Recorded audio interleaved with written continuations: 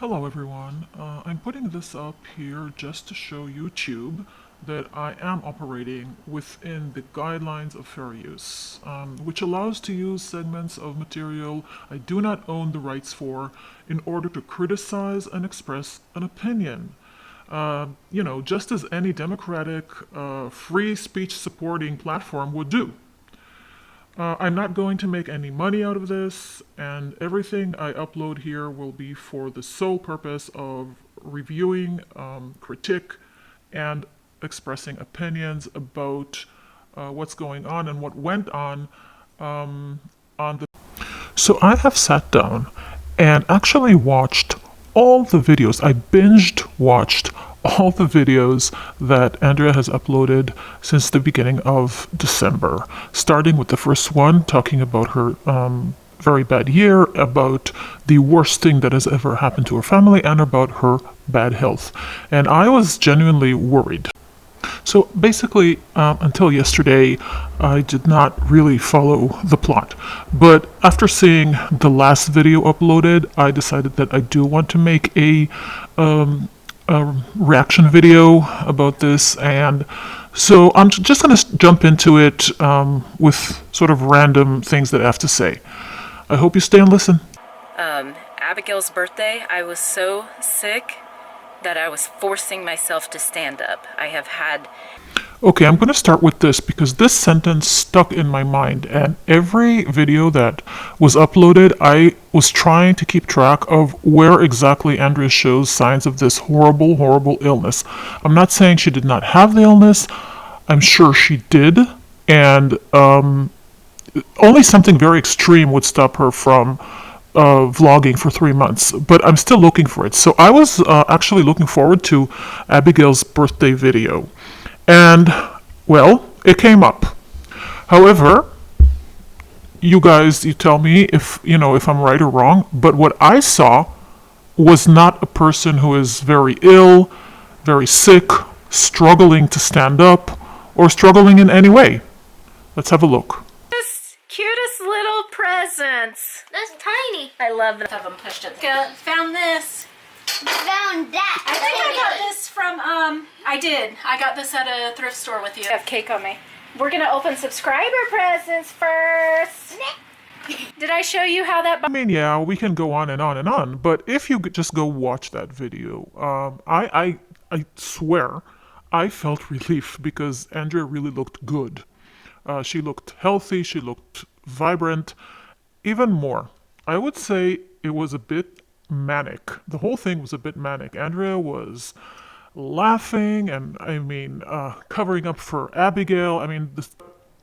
Andrea was controlling the situation. She made a beautiful cake. She was dealing with the food. She was dealing with the presents. She was all over the place, completely in control of the situation. I did not see any sign of any kind of fatigue or illness or sickness or difficulty. And that, to be honest, that makes me feel like, okay, maybe I just worried too much. So that raises the question, though, why did she say that on Abigail's birthday, she could hardly stand up and she felt so sick and she had... first of all, we saw her standing up, walking around, everything was fine. But she usually doesn't stand up much in her videos. And altogether, the whole demeanor was very healthy and very, as I said before, very manic. Lots of laughter, lots of smiles, lots of loud speaking, completely in control of the situation, and very, very healthy looking. I do not see any sign of any kind of suffering or I don't know. Feet things for you to get up. Cat. Okay, well, that's the... Cat. Cat. Cat. Can you not say that? How many times Abigail actually said "ka" with this blank look in her eyes, but we see that it is awkward for Andrea. She does not know exactly how to react to this weird behavior. Eventually, she asked the child to stop. Abigail goes on to ask for permission to say the word about 3 more times, and she is denied, of course. And I think that's good. But I'm asking myself, what is going on? So there's a few aspects of Abigail's behavior that are extremely worrying to me. The isolation, the total isolation that this child has suffered from. I mean, since she was born, she was held back in so many ways. Now, we all know that Abigail, before the age of 2 years old, we all saw that she needs help, that she's not okay. And actually, Andrea was told this by a team of professionals. She was trying to get Abigail diagnosed as autistic, but she was denied that, of course.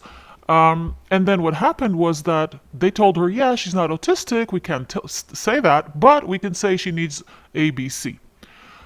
The girl never got any kind of treatment.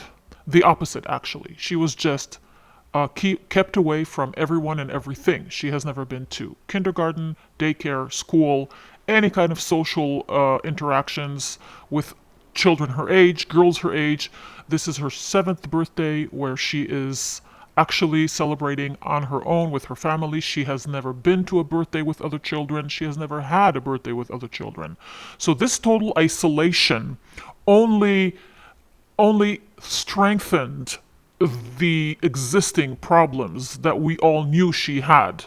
But now it's becoming weird to a point of, in my opinion, you can't ignore this anymore. Hey, what about the green? Those are more tools.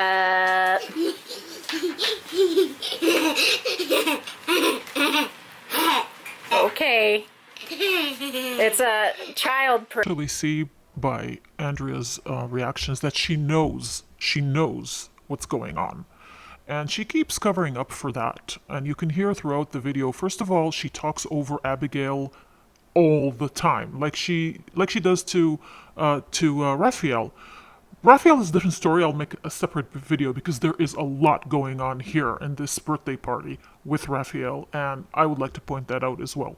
But you can see how Andrea does not know exactly how to react to this weirdness, to this very outlandish behavior by Abigail. So she just lets it flow. But again, Abigail needs to try everything, touch everything, want everything. This lighter is child-proof, and so the grandmother says if it's child-proof, then you surely need to let the child use it. Which is why, Esther? Why? Of course, Abigail does not succeed. This was expected by everyone, especially by her mother. Nuclear cake here. I love the smoke. Drink it. She loves smoke. Drink it. Drink it.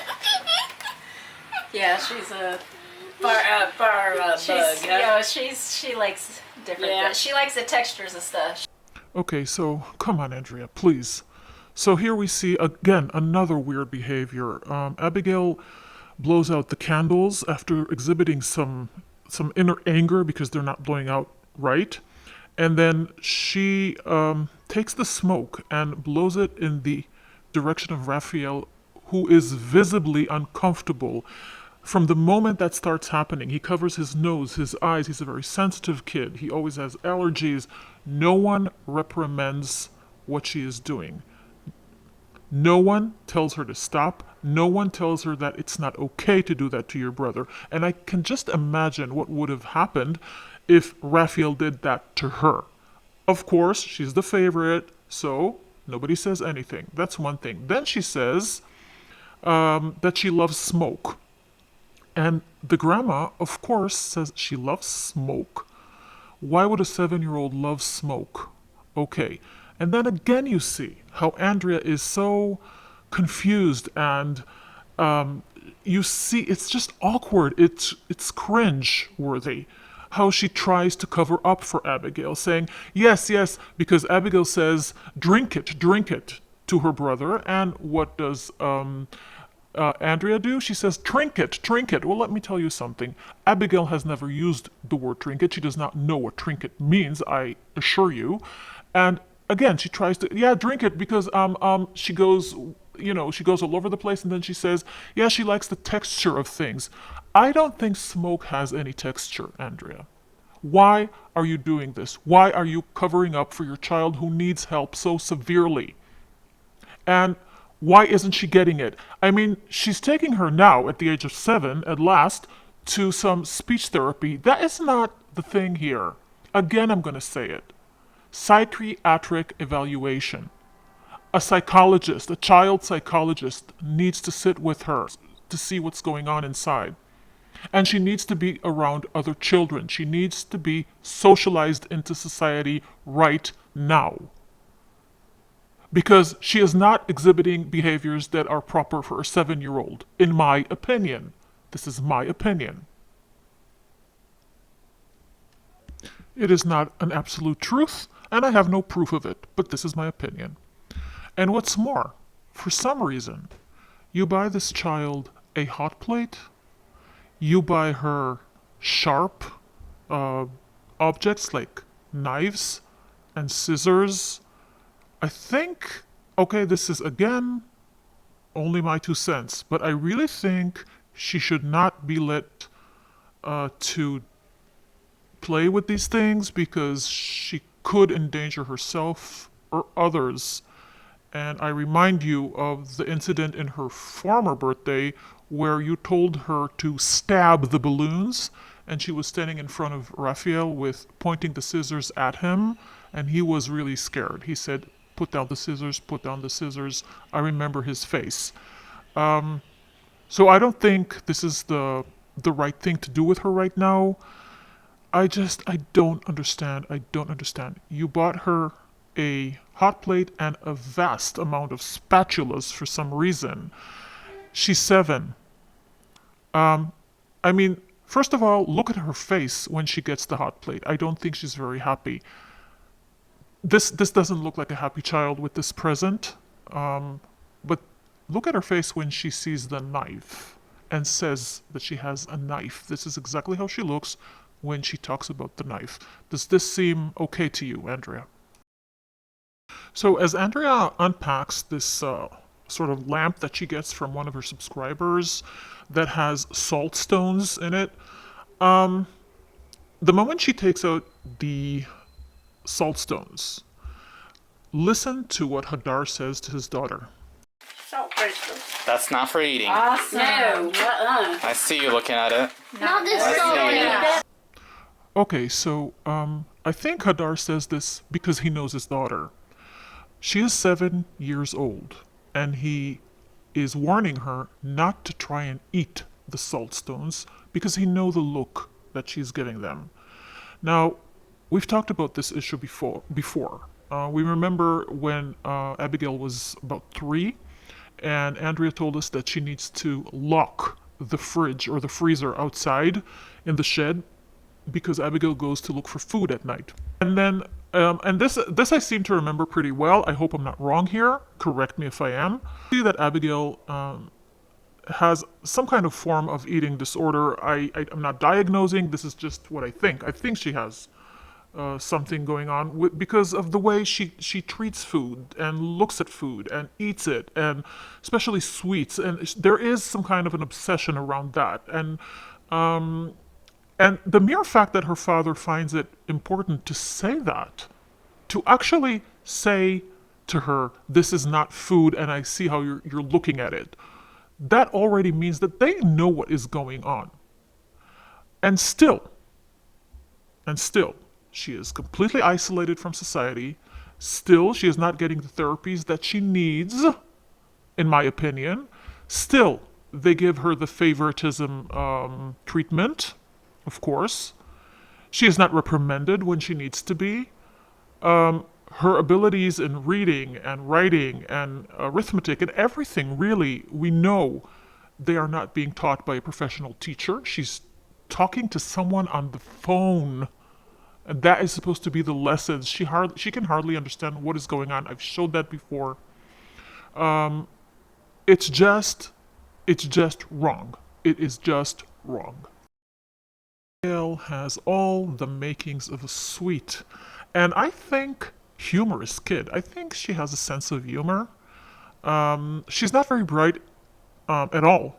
in other areas, but I think she does have some kind of humor in her. And instead of it being developed and being brought into situations where she has friends to laugh at her jokes and at her faces, and instead of letting her really, find her strong abilities, her strengths in society, with friends, with teachers, she is left alone to. I don't know exactly if she can even identify her own feelings, but what I see again is anger, repressed anger. I see jealousy. I see that she is extremely frustrated and also very low on confidence and self esteem. Now we can argue. Am I right? Am I wrong? I don't know. I've never met her in person. But of course, I only judge by what I see, what we all see on the screen. This birthday party, in conclusion, I would say that this birthday party shows Andrea being at her best. She is full of energy. She is smiling, laughing, happy. She's doing things. She is opening presents. She's explaining things. She's running around. She's standing completely and utterly okay in my book. And what really, really I find so sad, and also it irks me greatly, is to see how Andrea has tried to portray Abigail as autistic. Then she tried to call her gifted. And then she also tried to tell a story that Abigail is extremely smart and doing very well at school, which I highly doubt.